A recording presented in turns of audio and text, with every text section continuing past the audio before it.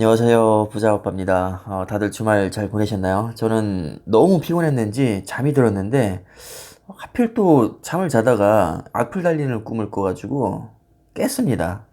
요즘 주가가 하도 많이 빠져서 그런가? 아니, 하필 꿈을 꿔도 악플 달리는 꿈을 꿔버렸네요. 자, 어쨌든 제가 이번 영상에서 말씀드릴 것은 우리 구독자님들의 요청대로 삼성전자에 관한 소식입니다. 김영애님, 이제 전처럼 삼전 야그도 좀 해주세요. 네, 바로 삼전 야그 하겠습니다. 우주 멀리 탱개님, 예전에 삼성전자 얘기 많이 해주시던 부자님이 그립습니다. 제가 요즘에 좀 다른 종목 얘기는 거의 안 하고 너무 SOXL과 TQ 얘기만 한 것 같습니다. 그래서 오늘은 최근에 가장 큰 화두가 되고 있는 엔비디아와 AMD의 어떤 GPU 수출 제재권, 또 여기에 따른 TSMC와 삼성전자의 영향, 이 부분에 대해서 집중적으로 말씀을 드릴까 합니다. 일단은 미국 정부에서 이제 GPU 설계 업체인 AMD와 엔비디아에게 야 니네들 중국에 고성능 반도체 수출하지 마. 왜냐면 걔네들 이거 군사용으로 사용할 수 있는데 지금 우리랑 중국이랑 사이 어떤지 알지? 성능 구린 것까진 우리가 터치 안 하겠는데 고성능 AI 칩은 중국에게 수출하지 마. 이렇게 제재를 내렸습니다. 이 제재로 인해서 엔비디아는 약 4억 달러 정도 매출에 타격이 있을 것으로 예상이 되는데 자그마치 엔비디아의 중국 매출 비중은 20%에 달합니다. 이거 정말 무시할 수 없을 정도의 어마어마한 수치거든요. 수출 중단 제품은 주로 AI용 반도체로 쓰이는 A100과 H100입니다. 표면적으로는 중국의 텐센트, 바이두, 알리바바 같은 기업의 AI 사업을 겨냥한 것처럼 보이지만 실제로는 중국의 군용 목적 사용을 차단하기 위한 조치라는 말이 많이 있습니다. 자, 이 조치로 엔비디아와 AMD가 타격을 받는 건 알겠는데 이게 삼성전자랑 TSMC랑 또 무슨 상관이냐? 생각보다 밀접한 연관이 있습니다. 일단 TSMC, 먼저 엔비디아와 AMD는 TSMC 매출액의 10% 정도를 차지합니다. 10%. 이거 굉장한 수치거든요. 특히나 고성능 AI 칩 같은 경우는 최상위 레벨 제품군에 해당이 됩니다. 당연히 가격도 비싸고 최신 기술이 다 녹아 들어가 있습니다. 이번 조치로 엔비디아의 매출 타격이 약 4억 달러 정도라고 하니까 현재 환율로 환산하면 거의 5,200억 정도가 되는 거죠. 이렇게나 큰 금액을 앞으로 수출을 못하게 생겼으니까 당연히 현재까지 계약되어 있는 계약 물량이 또 취소될 가능성이 있습니다. 그만큼 TSMC가 돈을 못 번다는 얘기니까 당연히 타격이 있는 것이고요. 문제는 이게 일회성 조치로 끝나는 게 아니라 언제까지 이어질지 알 수 없다는 겁니다.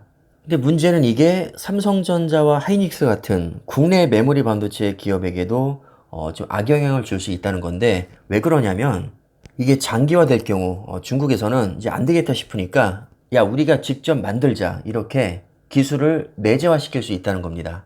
GPU 같은 경우는 진입장벽이 워낙에 높기 때문에 중국이 어찌할 수 없지만 메모리 반도체는 상대적으로 진입장벽이 낮은 편입니다. 하지만 이것은 어디까지나 상대적이라는 것이지 사실 메모리 반도체도 굉장한 기술력을 요구하기 때문에 중국에서 쉽게 따라올 수는 없을 겁니다. 하지만 이게 너무 장기화될 경우 중국에서는 본인들이 살기 위해서 뭐 자급자족을 해야 될 테니까 메모리 반도체 기술에 훨씬 더 힘을 쏟을 것이고 이것이 어느 정도 궤도에 올라오면 삼성전자나 하이닉스 의존도가 좀 낮아질 수 있다는 거죠. 그래서 장기적으로는 이것이 악재로 작용할 수 있다는 시각이 있습니다. 또 단기적으로 봐도 엔비디아의 A100 칩이 활용되는 이 제품의 어떤 스펙을 보면 GPU 메모리가 무려 80GB나 탑재됩니다. 고대역폭 HBM2 메모리가 탑재되는데 이 분야에서 점유율이 가장 높은 기업이 바로 삼성전자죠. 그러니까 삼성전자 이 HBM 메모리 수요가 감소할 수 있다는 겁니다. H100 칩도 마찬가지로 GPU 메모리가 무려 80GB나 탑재가 되는데 대역폭이 무려 3TB/s에 달합니다. 자, 대역폭이라는 것은 데이터가 이동하는 통로라고 보시면 되는데 당연히 통로가 넓을수록 데이터 처리량이 많아지겠죠.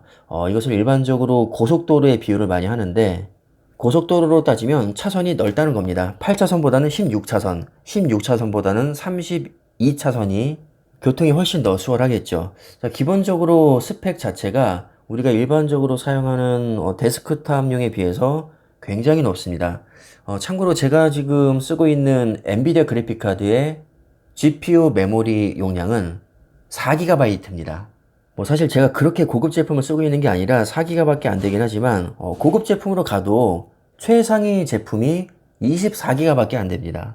일반적으로 가장 많이 쓰는 제품군의 경우 메모리 용량이 거의 8기가 정도 수준인데 지금 AI 칩은 80기가니까 단순 용량으로만 봐도 거의 10배 가까이 차이가 난다는 얘기입니다.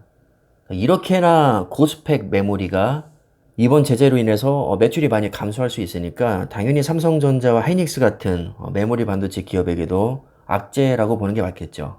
그럼 이게 얼마나 치명적이냐? 솔직히 말씀드리면 그렇게까지 치명적이진 않습니다. 이 조치가 그렇게 오래 갈 거라고 생각하진 않고요. 만약에 오래 간다고 해도 중국이 자체적으로 이 메모리 반도체를 대체할지는 미지수입니다. 쉽지 않을 것이고 어떤 형태로든 중국에서 빠지는 물량을 다른 데서 또 채워 넣을 것이기 때문에 그렇게 심각한 악재라고 생각하지는 않습니다. 그래서 정리를 하면 악재가 맞긴 맞지만 이 정도 악재는 충분히 커버 가능하고 이 정도로 흔들릴 삼성전자도 아니다. 또 이런 조치가 사실 처음도 아니고 이건 일시적인 조치일 가능성이 매우 높습니다. 그리고 굳이 중국이 아니더라도 이런 고대역폭 메모리를 요구하는 기업들은 너무나도 많습니다. 충분히 대응할 수 있기 때문에 뭐 그렇게 큰 타격은 없을 것 같습니다. 그럼 영상은 이쯤에서 마무리하겠습니다. 감사합니다.